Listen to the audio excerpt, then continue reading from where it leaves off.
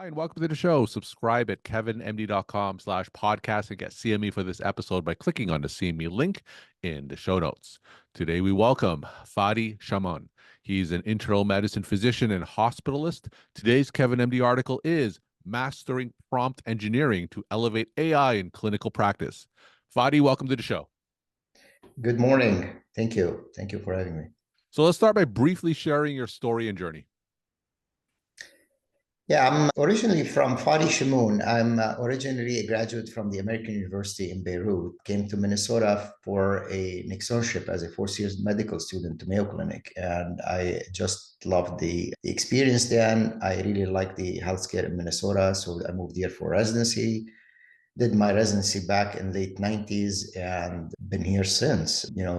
Joined the VA after that. And then I've been with Health Fairview, where I still work now since 2005. I started as a emergency room hospital medicine doc with the VA and then been a hospitalist since 2005. Back in 2007, basically, what we're all started to see, more denials at that time related to observation, inpatient, etc. And I was trying to, come up with some solution for that frustration. I was, like anyone else at that time, kind of frustrated, like with people that are from a different state. They really don't know the practice here. A lot of time, surgical subspecialties trying to tell a hospitalist like if an AFib should be inpatient or not. So I started the internal physician advisor group in our organization, and basically since then it's been very successful. We are 10 hospitals, 200 plus clinics, so it's a big health care system, almost 50,000 employees. So we moved to cover all the hospitals. At that time ended our relation with all these outside companies, that were doing this consultation for utilization review, and started doing, designing and having observation unit across the system.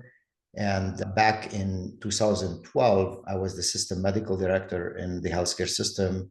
And recently, in the last year, I'm the vice president of medical practice.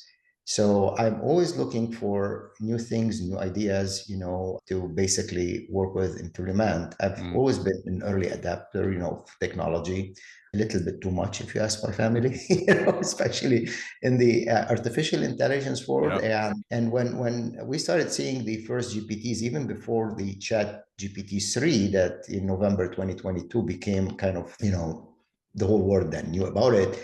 The models started looking like, what they call it the knee curve. It started looking like the exponential growth is going to start pretty soon. Back maybe in late 2018, 19, it looks like that growth is changing from linear to really gonna, start shooting up, and things are gonna really get very interesting. Sure. So GPT-3 comes out, fascinating result. Everybody is just, surprised. A lot of people that were predicting when we're going to get, and we can talk about that, the general intelligence or AGI, we're predicting like years from now. And then now everybody is like, oh my God, this is really happening fast. And then the definition is really more a spectrum for the AGI. It's not like, you're going to reach certain bullet point and now you're at AGI. Yeah. It's like we're more close to AGI today than we were, 6 months ago, etc. This is how I like to look at it. So then, obviously from my background, from my work, I started to explore basically the implication in healthcare and what can we do in healthcare to, use that technology. It was clear to me that this is big deal. This is internet or even more scale, of what's going on. And a lot of it brings with it, and we can talk about safety and responsibility too. You hear, like, I still remember the first Thanksgiving around the time where the first GPT came out. I had people over, and one of my nephews is like, you think this is gonna, because his wife works for the government and they were working on a bill, and for foster kids. And she basically, and we're just like playing around with GPT-3. I was like, okay, what are you working on? And she told me. And then, okay, let's ask it to design a bill that would be, because we want it to pass, that would be appealing to both parties, that would address these issues. And the thing, we're talking the first models here, just spit out a whole bill in the way it's written for the legislators in Minnesota. And she looked at me, it's like, this is 3 months of work. You know? So the question that came up then was like, well, is this going to replace us? You know, is this going to take our job? Which is, you know, a common question. And I still remember vividly, I said, I don't know if it will replace us or not, but I'm very sure that the people who knows how to use it will replace you if you don't get on Yeah. board and how to use it. So that's really, and that's what I'm seeing now with more, you know, with more implementation in healthcare. There is a lot of fear. And I'm a believer, you're not going to be able to stop change.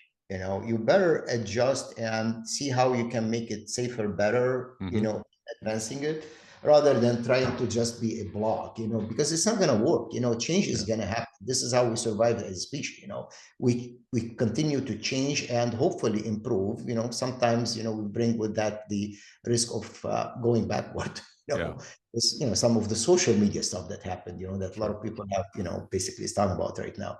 So this is how I got interested. I basically, as I did in utilization review, in a short period of time, became an expert because I just kept reading, you know, that's all what I'm doing, you know, watching YouTube videos on AI, a lot of interesting stuff out there by knowledgeable people, newsletters, etc. And then I was on a panel at a hackathon at Rutgers, sponsored by Johnson & Johnson last fall. They had like 20 teams coming up with ideas that they'll bring to the market for AI in healthcare. The stuff that we discussed and these younger folks, you know, designed, and it's just unbelievable. You know, it's like literally, you know, like some of the ideas that came out, you know, how to just have a 1-800 number that, you know, like how basically families, and a lot of them sometimes, you know, want to talk to the doctor. They want to Yeah. understand, you know, what is that angiogram you're doing, etc.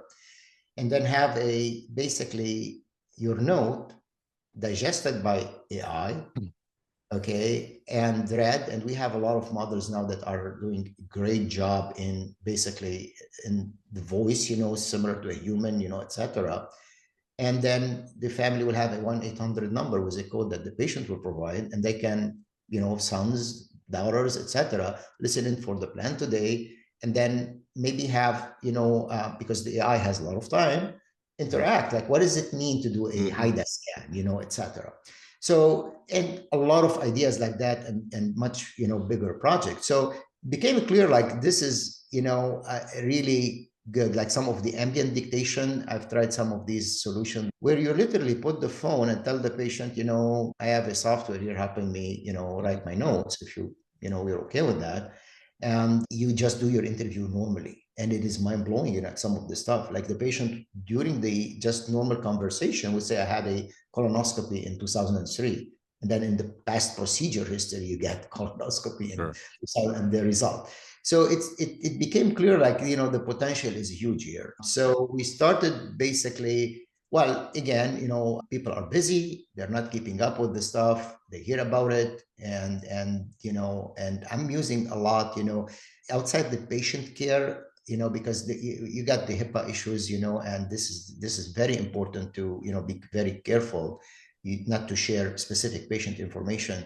But in my administrative job, organizing ideas, organizing emails, like, you know, I found it extremely helpful in digesting a lot of stuff in a, you know, CMS memo or publications, multiple pages, and getting to the point, and then interact with the models on, you know, what does that mean? Did they mention, you know, the inpatient only list or not, etc. So it really becomes very clear, like, you know, this is the way the future is going. And I would really encourage physicians, instead of fighting it, which we know, because we're busy, because we're burned out, we do a lot of that, you know, and then what happens, other people start making decision for us. Yeah. And then we start complaining. You know, similar to what happened in, like, you know, my job is in finance, is in revenue cycle. You know, I mean, you know, vice president of medical practice in revenue cycle. Because, you know, most physicians basically, you know, complain about all the finance stuff and the clinical documentation improvement, which is, as an internal medicine doctor, actually, I said it in a meeting last week, like, you know, the clinical documentation, we always complain that we're not paid for using our brain, right? As an internal medicine doctor. Well, the way you are paid in this system is through clinical documentation. So when you drop the ball there and you don't respond to CDI, this is how you're making money for the Sure. system, for etc. This is how the system reimburses you. So if you don't write it down, they don't know what you did or what you're thinking. Yeah. Yeah. So it's really, I think, instead of fighting the progress, getting on board, guiding it, deciding what is safe, what is still like out there, should be careful, etc. Physician input is extremely important in that, and if we try to keep fighting stuff, and other people comes in and make decision on our behalf, then we have to be careful later on and not to complain. Yeah. Let me ask you, your Kevin MD article is Mastering Prompt Engineering to Elevate AI in Clinical Practice. And I've had several episodes, of course, talking about that intersection between AI and healthcare.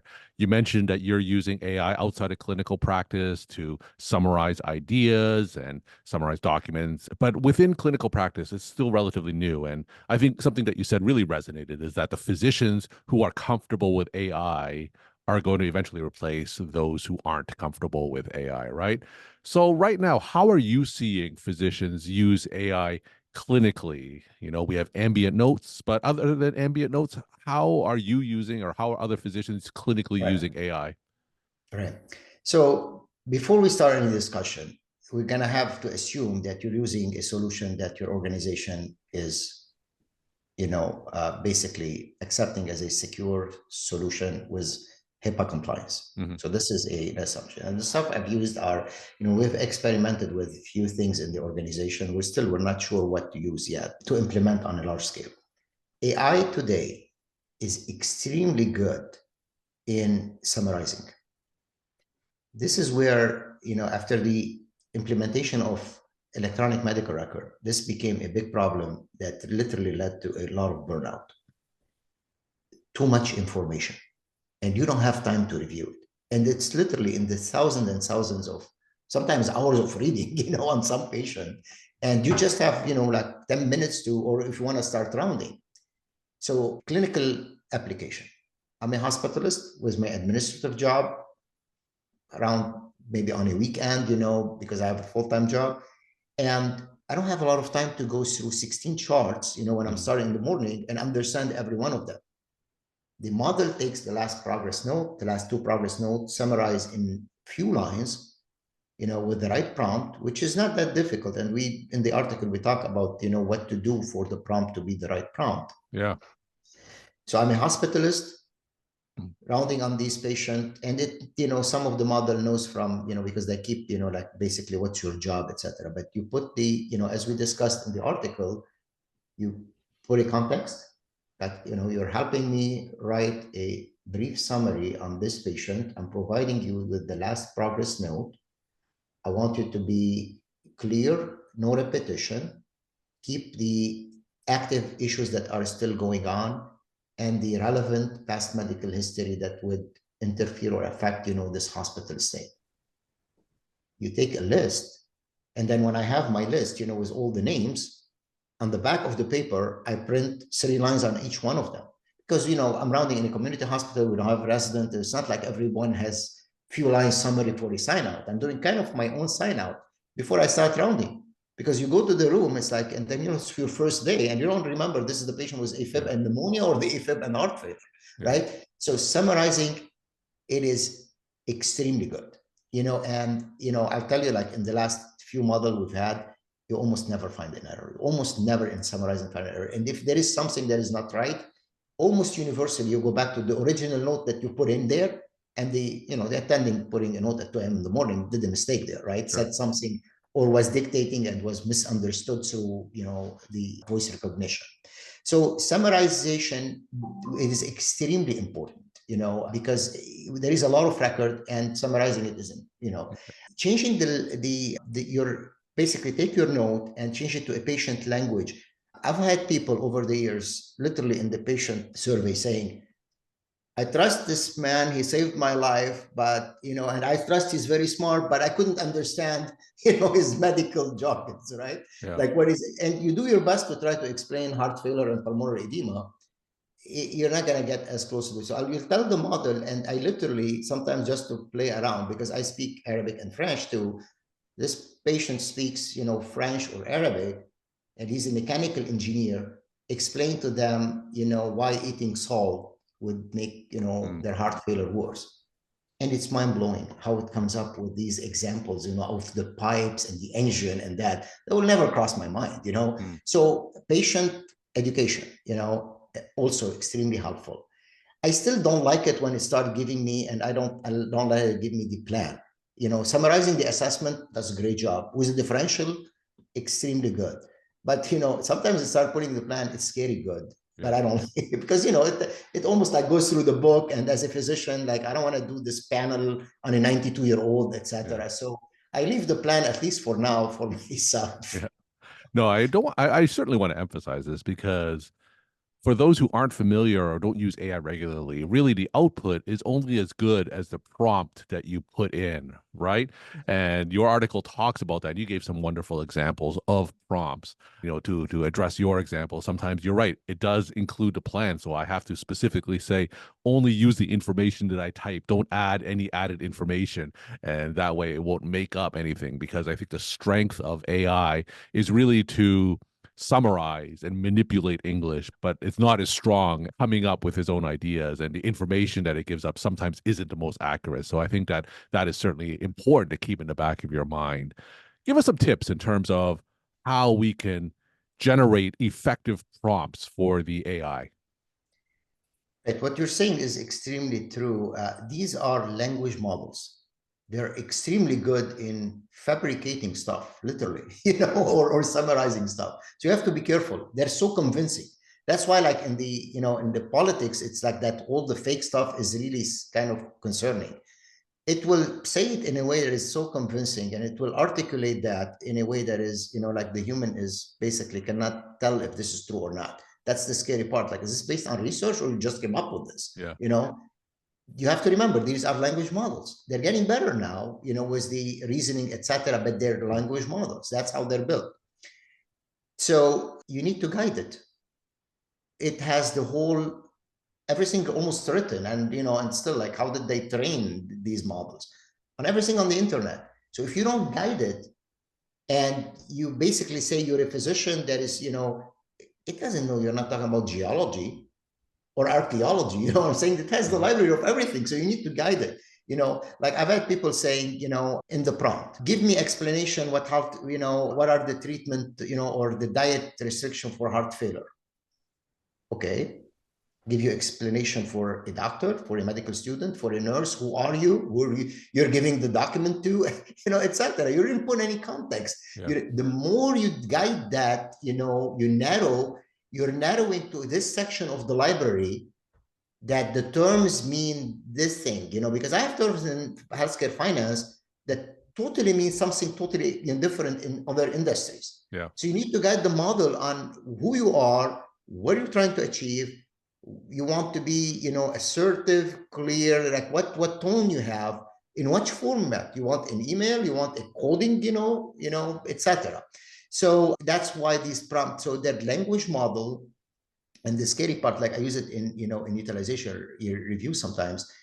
And the scary part, like, you still, as a physician, you need to make the decision if someone is inpatient or not, because this thing is gonna put in words whatever you ask it to do. And sometimes it's like, oh my God, it's like, this is convincing, but it's totally wrong, Yeah. Yeah. So yeah, so their language model, you have to be very specific. The more you say, the more you give examples, and then go back and correct. What I mean by that. So I've had people saying, oh, it just gave me like 20 lines of, okay, how many lines you want? Yeah. Well, 5. Go back and tell it.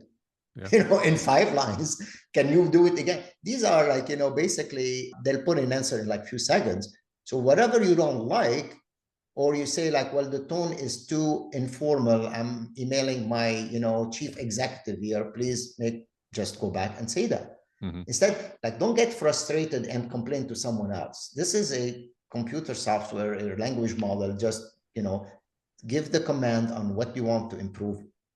Now, for those physicians who are newer to AI, are there any resources that you could recommend in terms of where they can start learning about optimized prompts, or is this purely a trial and error exercise? There are, I usually don't like, although some people will love that, like, I don't like to just say, oh, these are, Anthropic Claude has a library of prompt. They're not, healthcare related. I really would encourage people to say what you want. It's not that difficult. Now, sometimes you say, so I'll give you an example, discharge summary for a hospitalist that runs, for a few days only. Can take too long, right? So, Yeah. 6 weeks of hospitalization, etc. So I'll develop a prompt, and I encourage people to articulate what they want. Now sometimes they'll come up with something that they really like, save it, put it in a form. But it's not that difficult. I really encourage people to troubleshoot themselves, with, so discharge summary. I would say, I'm going to provide you with the last 2 progress notes from the hospitalist, the infectious disease or the consultant notes. I will basically say the specialty. And a patient has been hospitalized for the last 6 weeks. I want you to give me a summary of the history of presentation, hospital course, followed by follow-up recommendation, and then specialty recommendation. And that's really most of what you need. And it comes back and you read it and it's like, oh my God, I will never, because, like when I'm dictating, I sometimes, you would repeat something because it's like, Sure. it comes to your brain, you would say it, and you already talked about heart failure, and now you're talking about LASIX again, etc. It will package it in a way that is, and then you say the tone, be formal, be clear, don't, no repetition, and then followed by a list of diagnoses that are compliant with the coding guideline. And it will do that. It won't tell you heart failure. It will say acute. It will say acute and chronic congestive heart failure. So it is, and it is really, you need to do it to be confident then, and then also to know where you have to be careful. Like you don't go read a book, just do it. Yeah. You know what I'm saying? But there are, the article is really very, like it's 2 minutes to read, 3 minutes to read. I started a YouTube channel, AI for Doctors, on just, it's like a, few subscribers, just to help people like my friends and our staff, if they want to know a little bit more on the different platforms out there, because, where do you start? There are a few of them that are, big. They're Anthropic Cloud. Now they have this 3.5. It's a pretty good model. It's free. GPT, OpenAI, it's pretty good. I still, I have the Plus subscription, but you can have free subscription too if you don't use it a lot. I didn't like so far what's coming out of Google, so, but they have, their models, and they started a lot of this deep mind work. There is a model out there, an app called Pi. It is amazing for interaction, for back and forth. Like you'll be driving and you're going to a place and you start asking a question, Yeah. and it answers. Or you're watching a movie, and you want a little bit of more context without spoiling it. It is mind-blowing. I think Microsoft bought them, actually, bought the company. So there are a few things, but go out there, experiment, look at, a couple of people on YouTube that have newsletters to give updates. But again, use it, and then you'll be more familiar with what it can do and where it needs, basically improvement. We're talking to Fady Chamoun. He's an internal medicine physician and hospitalist. Today's Kevin MD article is Mastering Prompt Engineering to Elevate AI in Clinical Practice. Fady will end with some of your take-home messages that you want to leave with the Kevin MD audience. Yeah, thanks, Kevin. Yeah, this is so exciting. And as everything new that is exciting, and of this scale can be scary, I get it. We're not going to be able to stop it. We should get on board, guided, so it is safe for our patient, for us, and it can be a potential huge help in decreasing burnout and decreasing the part of the job that we don't like, which is spending a lot of time with electronic medical record rather than patient. Fady, thank you so much for sharing your perspective and insight, and thanks again for coming on the show. Thank you. Thanks.